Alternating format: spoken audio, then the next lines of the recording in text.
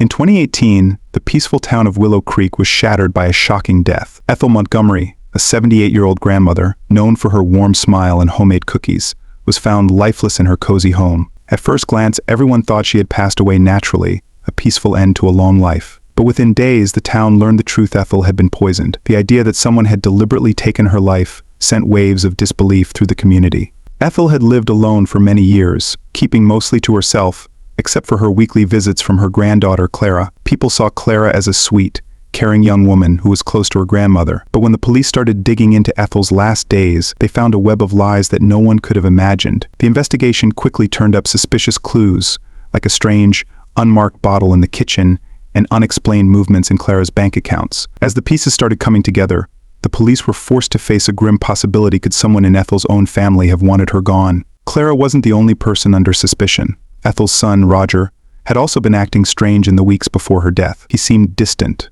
avoiding the neighbors and missing work. Rumors began to swirl about a hidden inheritance and family secrets that had been buried for years. As the investigation grew, so did the tension. The more the detectives uncovered, the more it became clear that Ethel's death wasn't just a tragic accident, it was part of something much darker. What could have led someone to poison a harmless old woman? Was it all about money? Or was there something else hidden in the Montgomery family? Today we will walk through the mystery surrounding Ethel's death, the shocking suspects, and how one detective's determination brought the truth to light. Stay with us as we dig into the chilling details of the grandma's poison. Ethel Montgomery lived a quiet life in Willow Creek, a small town where everyone knew each other. At 78 years old, she had spent most of her days in her cozy home, tending to her garden or knitting in her favorite chair. She was well liked by her neighbors and often greeted them with a warm smile. No one could have imagined that something terrible would happen to her. But in the summer of 2018, everything changed. It was a warm June afternoon when the first sign of trouble appeared. Ethel's neighbor, Sarah Daniels, noticed that Ethel's curtains hadn't been drawn open that morning. This was unusual. Ethel was always an early riser, and her home was usually full of life by 7 a.m. Sarah didn't think much of it at first, but as the day went on, she grew more concerned. By late afternoon, Sarah decided to check on her. She knocked on the door several times, but there was no answer. Sarah found the spare key hidden under a flower pot, just where Ethel always kept it. As she unlocked the door and stepped inside, a strange feeling came over her. The house was silent. Ethel's favorite teacup sat untouched on the table, and there were no signs of the usual activity. Sarah called out her name, but was met with only silence. That's when she found her. Ethel was sitting in her chair, eyes closed, as if she had fallen asleep, but something wasn't right. Her skin was pale, and she wasn't breathing. Sarah immediately called the police. The first officer to arrive on the scene was Detective Michael Harris, a seasoned investigator who had seen his share of strange cases. At first, it looked like a simple case of natural causes. After all, Ethel was elderly, and death at her age wasn't uncommon. But something about the scene felt off to Detective Harris. Ethel's home was neat, too neat, almost as if someone had been there cleaning up before they left. The medical examiner quickly arrived and took over. At first glance, there were no signs of foul play. There were no injuries, no struggle, no broken furniture, or anything else that suggested a crime had been committed.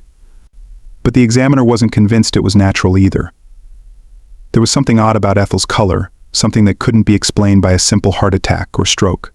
The medical examiner decided to take Ethel's body in for further testing, just to be sure. While the tests were being conducted, Detective Harris started his investigation. He began by speaking to the neighbors. Sarah Daniels explained that she had last seen Ethel the previous evening when they spoke briefly over the fence. Everything seemed fine at that time. Another neighbor mentioned that Ethel's granddaughter, Clara, had been visiting her quite frequently in recent weeks. This raised a flag for Detective Harris, who wondered if Clara knew anything about what had happened. Clara Montgomery was 26 years old and had always been close to her grandmother. She often visited Ethel, helping with errands and spending time with her. To everyone, Clara was the perfect granddaughter, always attentive and loving. But as Harris began looking into her, he found some things that didn't quite add up. Clara had been struggling with financial issues, and she had recently been asking her grandmother for money. Ethel had a modest amount of savings, but nothing that would make a significant difference to anyone. The results from the medical examiner came back a few days later, and they revealed something no one expected. Ethel had been poisoned. The substance was identified as a type of digitalis, a heart medication that, in high doses, can be lethal. The discovery of poison immediately turned the case into a homicide investigation. Someone had given Ethel a dose of this drug, and it had killed her. Detective Harris now had a murder on his hands, and the small town of Willow Creek was shaken by the news. Everyone wanted to know who could have done such a thing to an old woman who had no enemies. The investigation shifted focus. Harris began looking closely at Clara, Roger Ethel's son, and anyone who had been in close contact with Ethel in the days leading up to her death. Clara's visits, especially her sudden interest in her grandmother's finances, raised more questions. Harris also discovered that Clara had recently taken out a large loan when she was struggling to pay back. Could this be the motive? Harris couldn't ignore the possibility that Clara had poisoned her grandmother to get her hands on the inheritance. As the investigation continued, more secrets began to surface. Detective Harris had his work cut out for him. The peaceful image of Ethel's life was starting to crack, revealing a darker truth underneath. Ethel's death wasn't as simple as it had first appeared, and the people closest to her might not have been as innocent as they seemed. As the investigation into Ethel Montgomery's death continued, Clara Montgomery became a central figure in the case. Detective Michael Harris found it strange that Clara had been visiting her grandmother more often in the weeks leading up to her death. Ethel, by all accounts, had always been independent. She didn't rely much on others, especially not financially. Yet Clara had been asking her for money, and this raised many questions about her intentions. Detective Harris decided to look deeper into Clara's financial situation. It wasn't long before he uncovered that Clara was in a significant amount of debt. She had taken out a large loan a few months prior to Ethel's death, but it was unclear how she planned to pay it back. Clara had been working part-time jobs and struggling to make ends meet. The large loan was unusual, and Harris wondered if Clara saw Ethel's modest savings as a way out of her financial troubles. The possibility of inheritance money might have seemed like the only solution to her mounting problems. Harris brought Clara in for questioning. During the interview, Clara appeared calm and collected, but Harris noticed small details that didn't add up. Clara mentioned visiting her grandmother the day before she was found dead, but she was vague about what they talked about. She seemed uncomfortable when Harris asked about her finances, and though she denied asking Ethel for money, Harris wasn't convinced. He suspected that Clara was hiding something. Meanwhile, the toxicology report confirmed what the medical examiner had already suspected. Ethel had been poisoned with digitalis, a drug used to treat heart conditions, but lethal in high doses. This wasn't a substance that could be found easily. Someone had to know what they were doing to use it in a way that would kill Ethel without drawing attention. The poison acted slowly, which explained why no one had noticed anything unusual in Ethel's behavior before her death. Harris began piecing together a timeline. Clara's visits to Ethel had increased around the same time she took out her loan. There was also the matter of the unmarked bottle found in Ethel's kitchen. It had contained traces of the poison, but no one could explain how it got there. Clara had access to Ethel's home, and she was often the one who helped her with groceries and other errands. It wouldn't have been difficult for Clara to slip the poison into Ethel's food or drink without raising suspicion. While Clara was the main focus of the investigation, Harris knew that he couldn't rule out other suspects just yet. Ethel's son, Roger Montgomery, was also acting strangely. Roger had always been a distant figure in Ethel's life. He had moved away from Willow Creek years ago, but had returned shortly before his mother's death. Roger claimed he had come back to reconnect with his mother, but Harris couldn't shake the feeling that something wasn't right. Roger's relationship with Ethel had always been complicated. He had never been close to his mother, and some of the neighbors mentioned that they hadn't spoken much in recent years. Roger's sudden return to Willow Creek, along with his odd behavior after Ethel's death, made Harris question his motives. Roger was known to have a temper, and there were whispers about his struggles with money. Could he have returned to Willow Creek with plans of getting his hands on whatever savings Ethel had left? As Harris continued to dig into Roger's life, he discovered that Roger had recently lost his job and was living on unemployment checks. His finances were in even worse shape than Clara's. The timing of his return and Ethel's sudden death seemed too convenient to be a coincidence. Harris began to wonder if Roger had something to do with the poison. But unlike Clara, Roger didn't have regular access to Ethel's home. He wasn't around often enough to easily carry out such a plan without being noticed. The more Harris looked into both Clara and Roger, the more tangled the web of suspicion became. The investigation was becoming more complex, and with each new piece of information, Harris found himself facing more questions than answers. While Clara's financial troubles and frequent visits made her an obvious suspect, Roger's sudden reappearance and his desperate need for money couldn't be ignored. Harris knew he needed more evidence to tie either of them directly to the murder. He focused on gathering every detail he could. Ethel's home was searched again, this time with more scrutiny.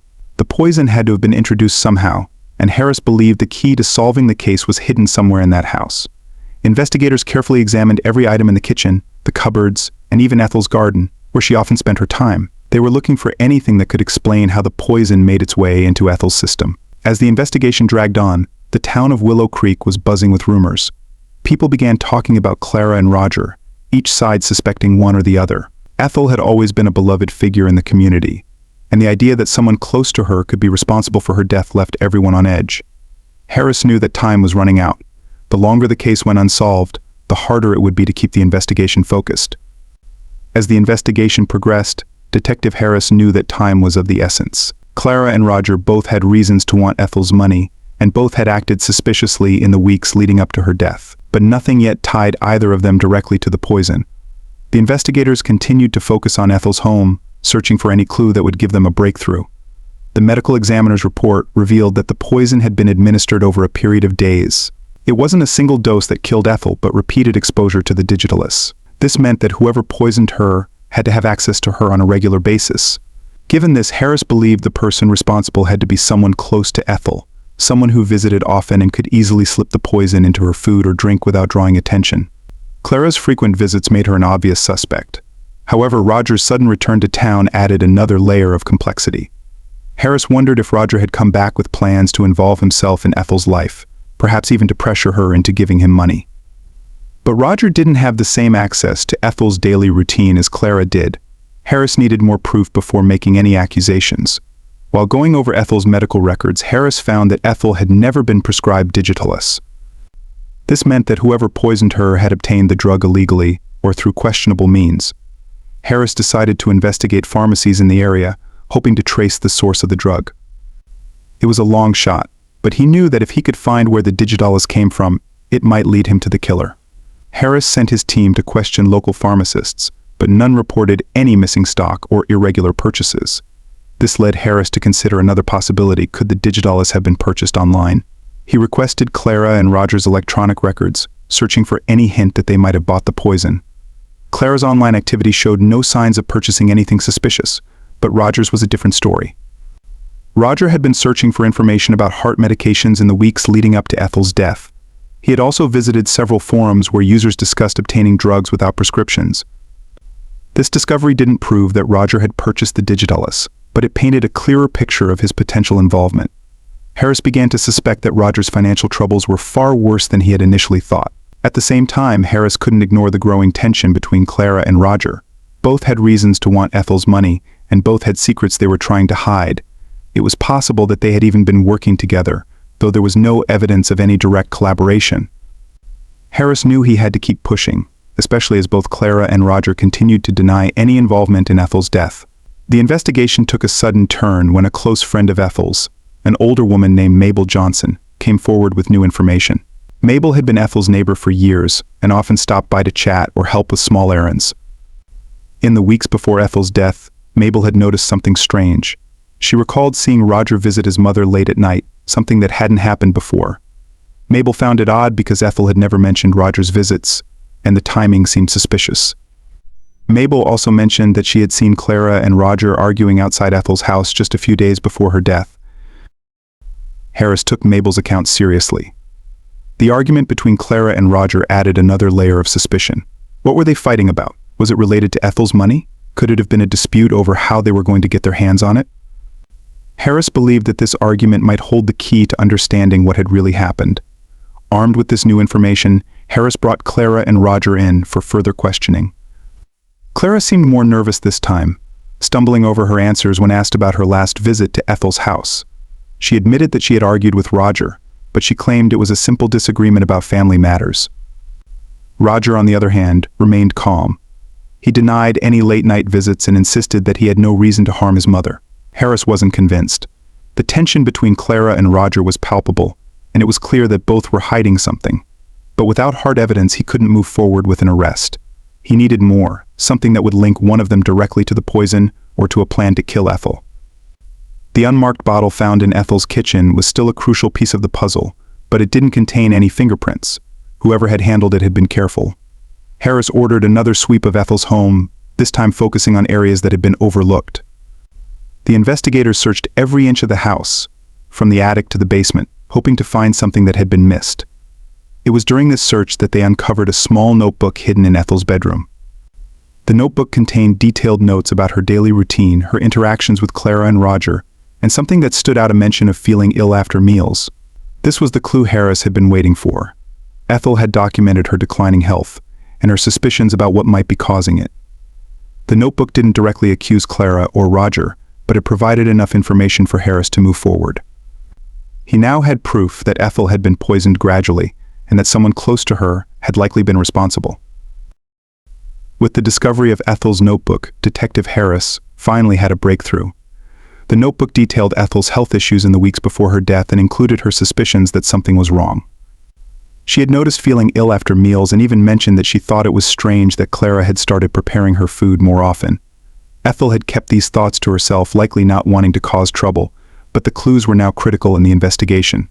The investigators continued to focus on the two main suspects, Clara and Roger. Both had access to Ethel, and both had reasons to want her money. The discovery of the poison, the unmarked bottle, and now Ethel's own notes pointed to someone close. Harris needed to figure out who had the opportunity and the motive strong enough to commit murder. Harris decided to intensify the questioning of Clara and Roger. Clara, already showing signs of nervousness in previous interviews, was brought in again. This time Harris was more direct with his questions, pressing her on why she had been at Ethel's house so frequently in the days leading up to her death. Clara stuck to her story that she was only helping her grandmother, trying to be supportive. But when Harris brought up the issue of her debt, her calm demeanor began to falter. Clara had taken out a large loan just months before Ethel's death, and she had no way of paying it back.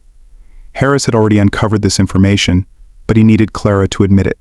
The pressure was starting to get to her.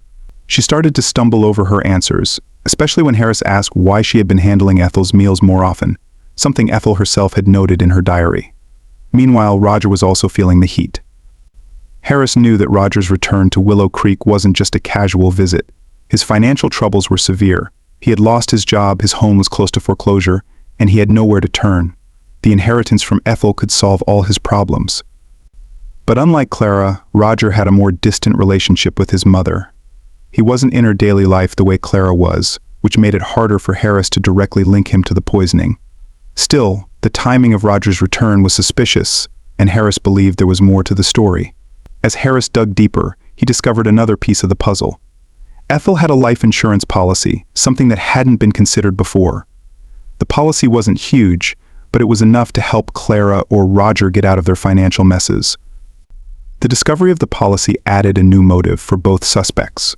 It wasn't just about the modest savings Ethel had, it was also about the money from the policy, which would be paid out upon her death. The investigation shifted toward understanding who stood to gain the most from Ethel's death. The life insurance, coupled with her savings, provided a clear financial incentive. Clara had been handling more of Ethel's affairs recently, from her meals to her finances. Roger, on the other hand, had been distant for years but suddenly reappeared when Ethel's health began to decline. Both had something to gain, but Harris needed more than just suspicion, he needed solid proof. Then came another break in the case. The forensic team had been reviewing the unmarked bottle found in Ethel's kitchen for any trace evidence. After several rounds of testing, they finally found something: a partial fingerprint. It wasn't enough to immediately identify the person, but it was enough to narrow down the suspects.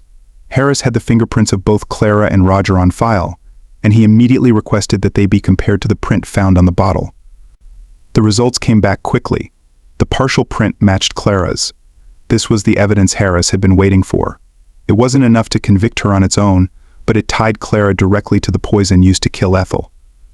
With this information, Harris brought Clara back in for questioning, this time knowing that her involvement in Ethel's death was more than just suspicion.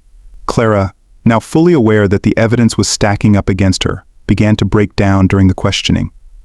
Harris didn't need to press her as hard this time. She admitted that she had been struggling financially and had seen Ethel's savings and life insurance as a way out of her troubles. She claimed that she hadn't meant for things to go this far. Her plan had been to weaken Ethel enough that she could take control of her finances, but the poison had worked faster than she expected. As Clara continued to talk, it became clear that she had acted alone. Roger, while deeply flawed and desperate, had no direct involvement in Ethel's murder. Clara had seen an opportunity, and in her desperation, she had taken it. She had slowly poisoned Ethel over the course of several weeks, making sure to keep her grandmother unaware of what was happening until it was too late. Harris finally had his answer. The case that had gripped the small town of Willow Creek was coming to a close. Ethel Montgomery had been killed by the very person who was supposed to care for her, all because of money and desperation. Clara had allowed her financial troubles to cloud her judgment, and in the end, it had led to the death of her grandmother. With Clara's confession in hand, Detective Harris had finally brought the case of Ethel Montgomery's murder to a close. The investigation that had started with a seemingly quiet death in a small town had ended in tragedy. Clara, desperate to solve her financial problems, had poisoned her own grandmother over a period of weeks. What had started as a plan to control Ethel's money had spiraled into something far darker. Clara was formally charged with the murder of Ethel Montgomery. The courtroom was filled with tension as the details of the case were laid out. The prosecution built its argument around the methodical way in which Clara had slowly introduced poison into Ethel's system. The toxicology report, the unmarked bottle, and the fingerprint evidence all played critical roles in showing Clara's involvement. The fact that Ethel had trusted her granddaughter, only to be betrayed in such a cold and calculated manner, shocked everyone in the courtroom. The defense tried to argue that Clara hadn't intended to kill Ethel, claiming that she only meant to make her weak so she could gain control of her finances. But the evidence was too strong. The prosecutors made it clear that Clara had known what she was doing. By administering small doses of digitalis over time, she had ensured that Ethel wouldn't realize she was being poisoned until it was too late. It was a clear, intentional act, and there was no way to downplay the seriousness of the crime. As the trial progressed, more details about Clara's life were revealed. Her debts had piled up due to poor financial decisions, and she had been looking for a way out. The life insurance policy and the modest inheritance from Ethel were seen as quick solutions to her problems. Clara had convinced herself that this was the only option, but what she hadn't anticipated was just how far things would go. The slow poisoning had left Ethel weak and vulnerable, and in the end, the grandmother Clara claimed to love had died because of her greed. Roger, Ethel's son and Clara's father, sat quietly through most of the trial. He had been under suspicion for much of the investigation, but once Clara's confession came to light, it became clear that he hadn't been involved in his mother's death. Roger had returned to Willow Creek hoping to rebuild his relationship with Ethel, but by the time he arrived, Clara had already set her plan into motion. The guilt he felt was evident. He had been distant from his mother for years, and now she was gone. The money he had hoped to inherit would never be worth the loss of his mother. Roger's life had been shattered, and though he hadn't been directly involved, he would carry the burden of what happened for the rest of his life. As the trial neared its end, the small town of Willow Creek watched closely. Everyone had known Ethel. She was the kind, elderly woman who always had time to chat with neighbors, always seemed to have a smile on her face. The idea that her own granddaughter had taken her life left the town shaken. The betrayal was personal, and the community felt the loss deeply. Many had once admired Clara for the way she seemed to care for Ethel. No one had seen this coming. The jury deliberated for only a short time. The evidence was clear, and there was little doubt about Clara's guilt. She was convicted of the murder of Ethel Montgomery and sentenced to life in prison. The courtroom was silent as the verdict was read. Clara, once a woman full of potential, now faced a future defined by her actions. She had taken a life, and there was no going back. The decision to kill Ethel for money had cost Clara everything: her freedom, her future, and her family. After the trial, Detective Harris reflected on the case. It had been one of the more difficult investigations he had handled, not because of the complexity of the crime itself, but because of the emotional weight it carried. Ethel's death hadn't been the result of a random act of violence or a stranger's greed. It had come from within her own family, from someone she trusted completely. That made the case harder to process for everyone involved. The town of Willow Creek would never be the same. The quiet, peaceful streets had been touched by something dark, and the memory of what happened to Ethel Montgomery would linger for a long time. People in the community began to look at each other a little differently, no longer taking their neighbors' kindness for granted. The idea that someone could turn on their own family for money left a scar on the town that wouldn't easily heal. In the end, the case of Ethel Montgomery's murder was closed, but the damage done was permanent. Clara had been brought to justice, but the loss of trust and the sense of betrayal would stay with Willow Creek forever. A family had been destroyed by greed, and an innocent life had been taken in the process.